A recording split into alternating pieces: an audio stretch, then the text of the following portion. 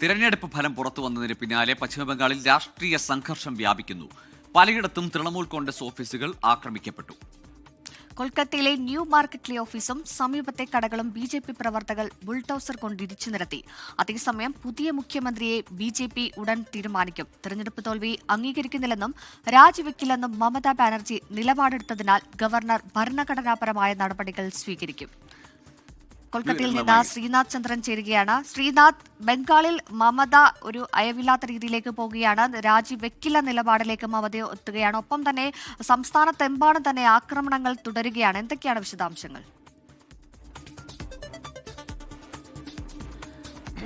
സംസ്ഥാനത്ത് വലിയ ആക്രമണ സംഭവങ്ങളാണ് കഴിഞ്ഞ ദിവസങ്ങളിൽ ഇപ്പോൾ റിപ്പോർട്ട് ചെയ്യുന്നത്. ഇന്നലെ രാത്രി കൊൽക്കത്ത നഗരത്തിൽ പോലും അങ്ങനെ ഒരു സംഭവം ഉണ്ടായി. ന്യൂ മാർക്കറ്റിലെ തൃണമൂൽ കോൺഗ്രസിന്റെ ഓഫീസിന് നേരെ ആക്രമണമുണ്ടായി. വിജയാഘോഷമായിരുന്നു, ബി.ജെ.പിയുടെ ഒരു വിജയാഘോഷം അങ്ങോട്ട് വരുന്നു. അതിൽ ബുൾഡോസറും ഉണ്ടായിരുന്നു. പിന്നാലെ ന്യൂ മാർക്കറ്റിലെ ഓഫീസ് ഇടിച്ചു നിരത്തുന്നു. സമീപത്തെ ചില കടകളും ഇടിച്ചു നിരത്തിയിട്ടുണ്ട്. ഇതിന്റെ ദൃശ്യങ്ങൾ തൃണമൂൽ കോൺഗ്രസ് ആണ് ആദ്യം പങ്കുവച്ചത്.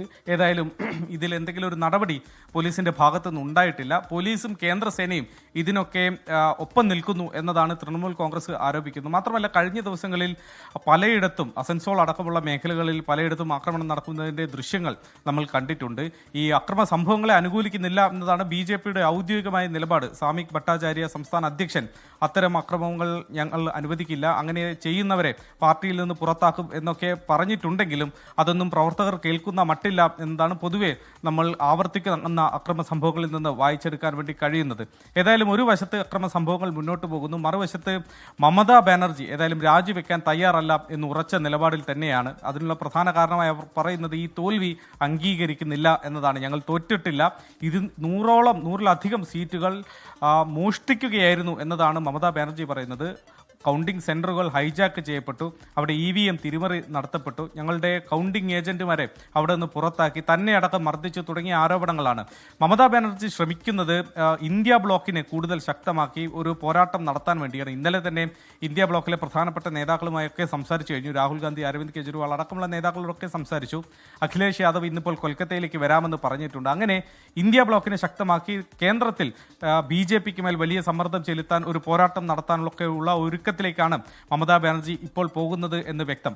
അതേസമയം ഗവർണർക്ക് ഇനിയിപ്പോൾ ഇങ്ങനൊരു സാഹചര്യത്തിൽ എന്ത് ചെയ്യാൻ കഴിയും എന്നതാണ് പ്രധാനപ്പെട്ട ചോദ്യം.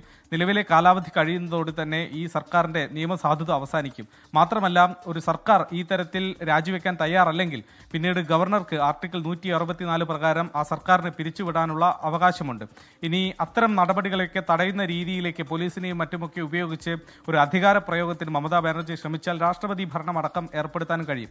ഈ സമയത്തൊക്കെ പുതിയ കൂടുതൽ ഭൂരിപക്ഷമുള്ളവരെ ക്ഷണിച്ച് സർക്കാർ ഉണ്ടാക്കുന്നതിന് ഗവർണർക്ക് തടസ്സമില്ല. അങ്ങനെ പുതിയ സർക്കാർ സത്യപ്രതിജ്ഞ ചെയ്യുന്നതോടെ നിലവിലെ സർക്കാരിന്റെ നിയമസാധുത അധികാരങ്ങളൊക്കെ തന്നെ അവസാനിക്കുകയും ചെയ്യും. അതുകൊണ്ട് വലിയ ബുദ്ധിമുട്ട്, മമതാ ബാനർജി രാജിവെക്കില്ല എന്ന് പറയുന്നതുകൊണ്ട് വലിയ പ്രതിസന്ധി സംസ്ഥാനത്ത് ഉണ്ടാവാനുള്ള സാധ്യതയില്ല. അതേസമയം ഒരു പ്രതീകമെന്ന മട്ടം ഇങ്ങനെ ഒരു പ്രതിഷേധം ഉയർത്താനാണ് മമതാ ബാനർജി ശ്രമിക്കുകയും ചെയ്യുന്നത്. ഏതായാലും 9-ാം തീയതിയായിരിക്കും സത്യപ്രതിജ്ഞ എന്ന കാര്യം നേരത്തെ തന്നെ തീരുമാനിച്ചിട്ടുണ്ട്. രവീന്ദ്രനാഥ് ടാഗോറിന്റെ ജന്മദിനത്തിലാകും സത്യപ്രതിജ്ഞ.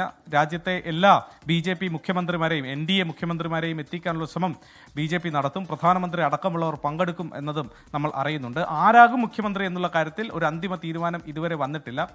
കേന്ദ്ര നിരീക്ഷകരായി കേന്ദ്ര ആഭ്യന്തരമന്ത്രി അമിത്ഷാ സംസ്ഥാനത്തേക്ക് എത്തുന്നുണ്ട്. പിന്നീട് അമിത്ഷായുടെ നേതൃത്വത്തിലുള്ള യോഗത്തിന് ശേഷമായിരിക്കും ആരാകും മുഖ്യമന്ത്രി എന്നുള്ള കാര്യത്തിൽ ഒരു തീരുമാനം ആവുകയും ചെയ്യുക. പല പേരുകളുണ്ട്. സുവേന്ദു അധികാരി ആ പേരുകളിൽ മുന്നിലുണ്ട്. പക്ഷേ സുവേന്ദു തുടരെ നടത്തുന്ന വർഗീയ പരാമർശങ്ങൾ അത് അങ്ങനെ ഒരു പദവിയിലേക്ക് പരിഗണിക്കുന്ന ആളിൽ നിന്നും ആളുകൾ പ്രതീക്ഷിക്കുന്നതല്ല. താൻ ഹിന്ദുക്കൾക്ക് വേണ്ടി മാത്രമേ പ്രവർത്തിക്കൂ എന്ന് പരസ്യമായി അദ്ദേഹം പലവട്ടം പറഞ്ഞു കഴിഞ്ഞു. ഇന്നലെയും അതിന്റെ ആവർത്തനം കാണുകയും ചെയ്തു. ശരി, ശ്രീനാഥ് ചന്ദ്രനാണ് പശ്ചിമബംഗാളിലെ കൊൽക്കത്തയിൽ നിന്ന് വിവരങ്ങൾ നൽകിയത്. ഇനിയും പശ്ചിമബംഗാളിൽ നിന്ന് പല നാടകീയ സംഭവങ്ങളും പ്രതീക്ഷിക്കാമെന്ന് തന്നെയാണ് ഇപ്പോൾ നിലപാട്. ഒഴിയുന്നില്ല.